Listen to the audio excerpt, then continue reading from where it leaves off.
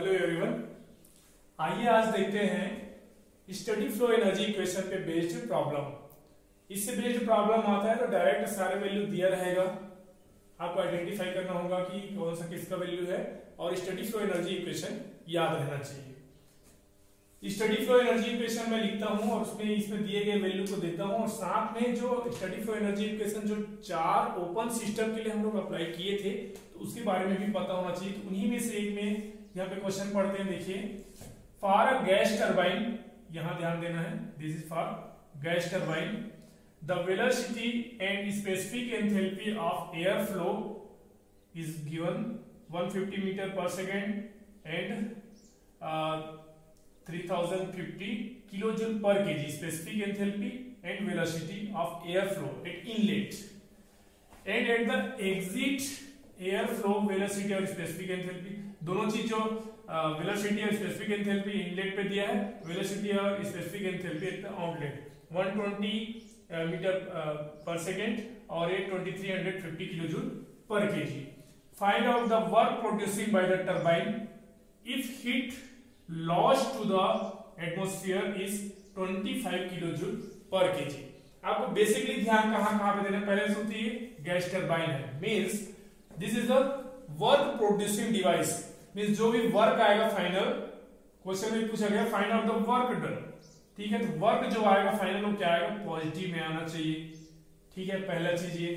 दूसरा चीज क्या कि ये जो क्वांटिटी है ये कॉमन क्वांटिटी है, मतलब कि ये वैल्यू है आपका V1, ये वैल्यू है स्मॉल h1, ये वैल्यू है कैपिटल V2, स्मॉल h2, ठीक है।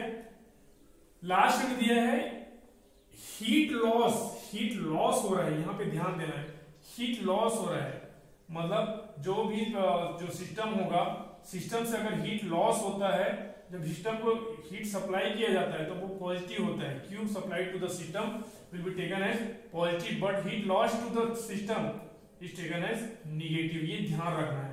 तो ये क्या होगा, हीट लॉस हो रहा है। बस इतना चीज अगर समझ में आ गया तो आपको सिर्फ ये ज्ञात होना चाहिए स्टडी फ्लो एनर्जी इक्वेशन, ठीक है। तो ये है, तो आइए देखते हैं तो स्टडी फ्लो एनर्जी इक्वेशन क्या होता है और इसके लिए क्या होता है। कुछ चीजें और ध्यान रखना है, सिंपल फॉर्म में स्टडी फ्लो एनर्जी इक्वेशन कैसे रहता है, तो ये हो गया आपका m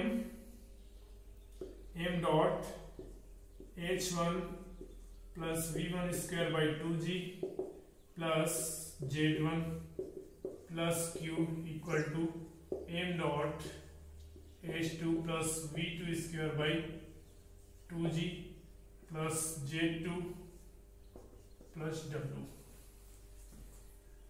This is the generalized equation that we have got from the steady flow energy equation, ठीक है। अब यहाँ पे आप देख रहे होंगे, आपको यहाँ पे आइडेंटिफाई करना होगा, तो आप देख सकते हैं कि ये वैल्यू स्पेसिफिक है, मतलब फॉर डिफाइंड फॉर द पर केजी, मतलब मास गिवन हो गया 1 kg पर केजी, मतलब पर केजी बेस्ड दिया हुआ है। दो तीन चीज ध्यान देना है, तो ये पर केजी बेस्ड दिया है, साथ ही साथ जो लॉस ऑफ हीट हो रहा है, हीट लॉस भी हो रहा है, ये भी पर केजी बेस पे दिया है, मतलब ये भी, इसमें भी मास डिवाइड करना पड़ेगा हमें, ये टोटल एनर्जी नहीं लेना पड़ेगा, इसके हिसाब से इक्वेशन चेंज हो जाएगा, बस इतना ध्यान रखें। दूसरी चीज, गैस टरबाइन का अगर आप steady flow energy equation apply to the open system किए होंगे तो वहां पे देखे थे, तो पहले क्या कहते हैं डेल जेड इक्वल टू 0, मींस जेड नहीं रहेगा, क्योंकि जो टरबाइन के लिए, टरबाइन कैसा होता है, ये टरबाइन था हमारा, आपको सभी के याद होना चाहिए तभी बनेगा। तो इसके ये हाइट और ये हाइट, दोनों हाइट बराबर है, तो z1 और z2 में कोई डिफरेंस नहीं, इसलिए डेल जेड इक्वल टू 0,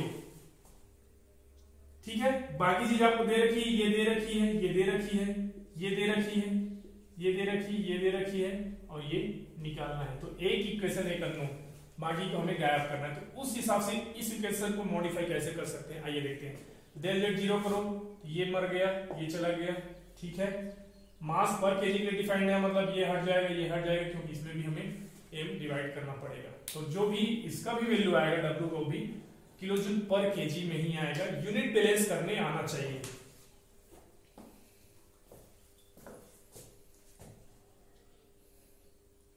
ठीक है।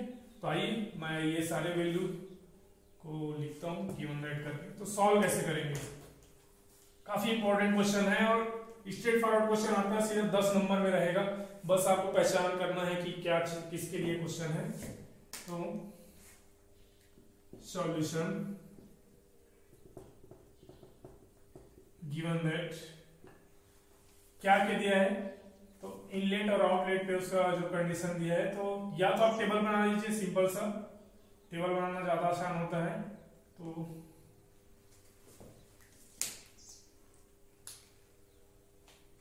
क्योंकि टेबल बना के ही हम लोग वहां सॉल्व कर रहे थे। इसमें क्या लेते हैं, राशि लेते हैं, इधर क्या लेते हैं, इनलेट, वहां पे सेक्शन 1 सेक्शन 2 दिए थे, यहाँ पे क्या लेते हैं, आउटलेट। अब जो भी चीजें दिए हैं, तो पहला दिया वेलोसिटी, वेलोसिटी किसमें होता है, तो मीटर पर सेकेंड में, याद रखिए, यूनिट लिखना ना भूलिए। यहाँ पे v1 का मान रहेगा कितना है, 150 मीटर पर सेकेंड, तो यूनिट लिख दिया, बस हो गया।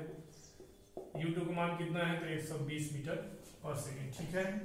दूसरा चीज क्या दिया है, स्पेसिफिक एंथैल्पी, स्पेसिफिक एंथैल्पी का मान दिया है, ये किसमें दिया है, किलो जूल पर केजी में दिया है, ठीक है, किलो जूल पर केजी में दिया है।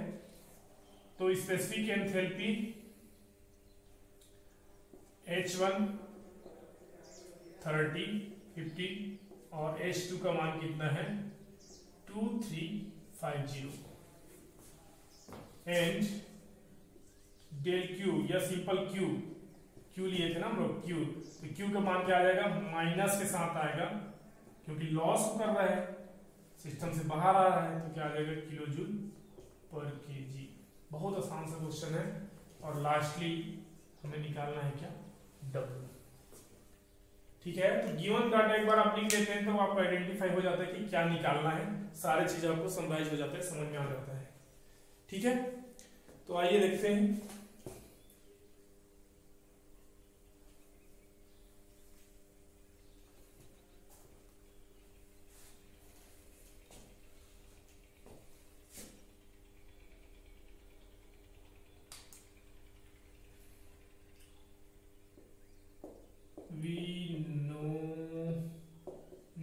हम जानते हैं कि स्टडी फ्लो एनर्जी इक्वेशन को इस डाटा के आधार पे हम लोग डिवाइड कर लेंगे पर केजी बेसिस पे। क्या आ जाएगा, H1 plus V1 square by 2G, ठीक है, और प्लस में आ गया आपका Q वन साइड,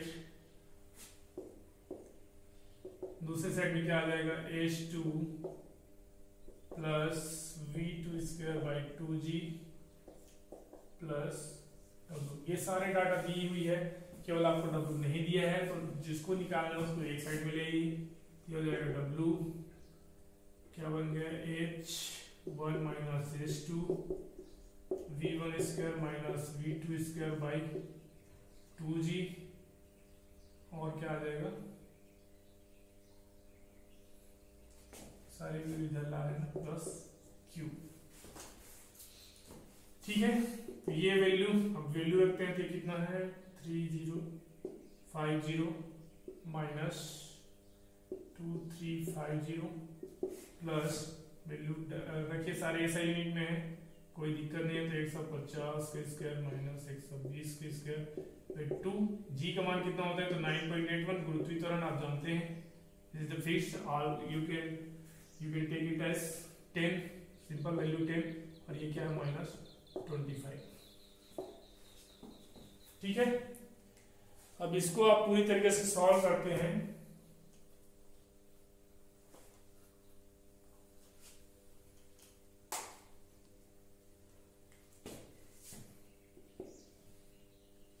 ये लगभग आएगा 700 का डिफरेंस में दिख रहा है, इसको कैलकुलेट करेंगे तो आता है 4.05 के आसपास, माइनस 25, तो पूरा वैल्यू का आप कैलकुलेट कर लेंगे तो ये आता है 679 के आसपास आएगा, यूनिट क्या होगा, kilo joule per KG. This is your final answer, मतलब this much amount of work that is produced by the turbine. Turbine मैंने बोला था, टरबाइन के लिए जो वर्क आएगा पॉजिटिव आना चाहिए, ये पॉजिटिव है। ये सब चीजों छोटी छोटी बातें, इसका ध्यान रखिए, आपका आंसर कभी भी गलत नहीं होगा।